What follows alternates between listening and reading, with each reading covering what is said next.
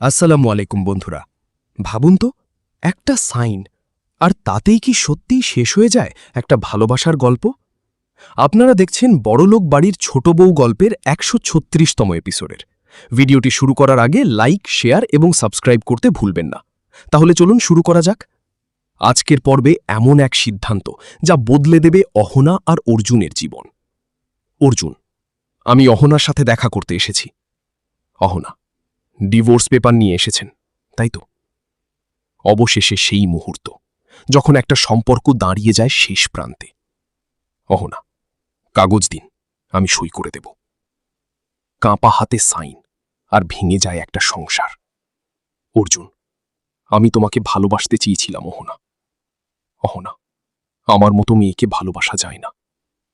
অর্জুন: ডিভোর্সের পর আমি আবার বিয়ে করব। অহনা: তখন আপনি আমার কাছে একজন অচেনা মানুষ। ভালোবাসা আছে, কিন্তু একসাথে থাকার জায়গা নেই। সম্পর্ক কাগজে শেষ হয়, কিন্তু ভালোবাসা না।